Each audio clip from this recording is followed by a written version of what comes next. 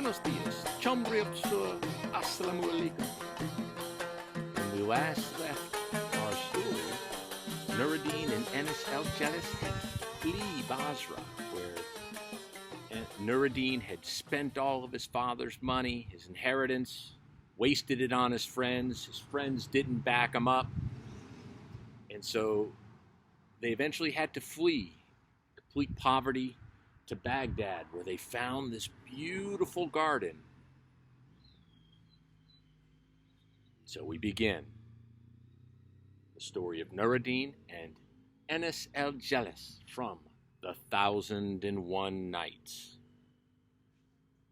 The garden was called the Garden of Delight, and in it was a palace called the Palace of Diversion, and it belonged to the Khalifa Harun al-Rashid, who, when his heart was contracted, used to come to this garden and enter the palace above mentioned, and there sit. The palace had 80 latticed windows, and 80 lamps were suspended in it, and in the midst of it was a great candlestick of gold. And when the Khalifa entered it, he commanded the female slaves to open the windows, and ordered Ishak, the cup companion, to sing with them. So his heart became dilated, and his anxiety ceased. There was a superintendent to the garden, an old man named the Sheikh Ibrahim, and it happened that he went forth once to transact some business, and found there persons diverting themselves with women of suspicious character, whereupon he was violently enraged, and having waited until the Khalifa came thither some days after, he acquainted him with this occurrence. And the Khalifa said, "Whomsoever thou shalt find at the gate of the garden, do with him what thou wilt." Now on this day the Sheikh Ibrahim went out to transact an affair of business, and found the two sleeping at the garden gate, covered with a single izar. It's a type of blanket. I don't know if it's izar or izar. I could be mispronouncing this. And he said, "Do not these two persons know that the Khalifa has given me permission to kill everyone whom I find here? Mount up. But I will only give these two a slight beating, that no one may again approach the gate of the garden." He then cut a green palm stick and went forth to them, and raised his hand until the whiteness of his armpit appeared, and was about to beat them, but he reflected in his mind and said, "O Ibrahim, how shouldst thou beat them when thou knowest not their case? They may be two strangers, or the children of the road, whom destiny hath cast here. I will therefore uncover their faces and look at them." So he lifted up the izar from their faces and said, "These are two handsome persons, and it is not proper that I should beat them." And he covered their faces again, and approaching the foot of Ali Nur-ed-Din, began to rub it gently. Whereupon Nur-ed-Din opened his eyes and saw that he was an old man, and he blushed, and drew in his feet, and sitting up, took the hand of the Sheikh Ibrahim and kissed it. And the Sheikh said to him, "O my son, whence are ye?" "O my master," he answered, "we are strangers." And a tear gushed from his eye. The Sheikh Ibrahim said to him, "O my son, know the Prophet, God bless and save him, hath enjoined generosity to the stranger. Wilt thou not arise, O my son, and enter the garden, and divert thyself in it, that thy heart may be dilated?" "O my master," said Nur-ed-Din, "to whom doth this garden belong?" The Sheikh answered, "O my son, this garden I inherited from my family." And in his design in saying this was only that they might feel themselves at ease and enter the garden. And when Nur-ed-Din heard his words, he thanked him and arose together with his slave, and the Sheikh Ibrahim preceding them, they entered the garden. The gate was arched, and over it were vines with grapes of different colors, the red like rubies, and the black like ebony. They entered a bower and found within it fruits growing in clusters and singly. Clusters right up here of apricots. Hopefully we'll get right. very soon. And the birds were warbling their various notes upon the branches. The nightingale was pouring forth its melodious sounds, and the turtle dove filled the place with its cooing, and the blackbird in its singing resembled a human being, and the ringdove a person exhilarated by wine.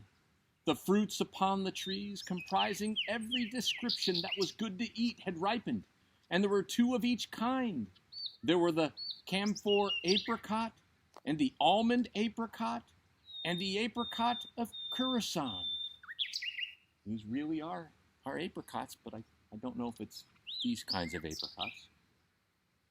The plum of a color like the complexion of beauties, the cherry delighting the sense of every man, the red, the white, and the green fig, of the most beautiful colors, the flowers like pearls and coral, the rose whose redness put to shame the cheeks of the lovely, the violet like sulfur in contact with fire, the myrtle, the gilliflower, the lavender, and the anemone, and their leaves were bespangled with the tears of the clouds. The chamomile smiled, displaying its teeth, and the narcissus looked at the rose with its negro's eyes. The citrons resembled round cups. The limes were like bullets of gold. The ground was carpeted with flowers of every color, and the place beamed with the charms of spring. The river murmured by while the birds sang, and the wind whistled among the trees. Trees right here. The season was temperate, and the zephyr was languishing. The Sheikh Ibrahim conducted them into the elevated saloon, and they were charmed with its beauty and the extraordinary elegances which it displayed, and seated themselves in one of the windows. And Nur-ed-Din, reflecting upon his past entertainments, exclaimed, "By Allah, this place is most delightful. It hath reminded me of past events, and quenched in me an anguish like the fire of the Gada." The Sheikh Ibrahim then brought to them some food, and they ate to satisfaction, and washed their hands. And Nur-ed-Din, seating himself again in one of the windows, called to a slave, and she came to him. And they sat gazing at the trees laden with all kinds of fruits. After which Nur-ed-Din looked towards the Sheikh, and said to him, "O Sheikh Ibrahim, hast thou not any beverage for people drink after eating?" So the Sheikh brought him some sweet and cold water. But Nur-ed-Din said, "This is not the beverage I desire." "Dost thou want wine?" asked the Sheikh. "Yes," answered Nur-ed-Din. The Sheikh exclaimed, "I seek refuge from Allah from it. Verily, for 13 years I have nothing of that kind. For the Prophet, God bless and save him, cursed its drinker and its presser and its carrier." "Hear from me 2 words," said Nur-ed-Din. The Sheikh replied, "Say what thou wilt." So he said, "If thou be neither the presser of the wine, nor its drinker, nor its carrier, will aught of the curse fall upon thee?" The Sheikh answered, "No." "Then take this piece of gold," rejoined Nur-ed-Din, "and these 2 pieces of silver, and mount the ass, and halt at a distance from the place, and whatsoever man thou findest to buy it, call to him, and say to him, Take these 2 pieces of silver, and with this piece of gold buy some wine, and place it upon the ass. So in this case thou wilt be neither the carrier, nor the presser, nor the buyer, and nothing will befall thee of that which befallest the rest." So this is like old school, where they used to just hang out outside the liquor store and get somebody else to buy your booze. Even 1,000 years ago, there were schemes to buy liquor. We'll stop right here, but we're going to see now. The party's just starting. I promise sex, drugs, and rock and roll, and it's coming. So stay tuned for tomorrow's episode of Nur-ed-Din and Enis-el-Jelis from the 1001 Nights. Vaya con Dios.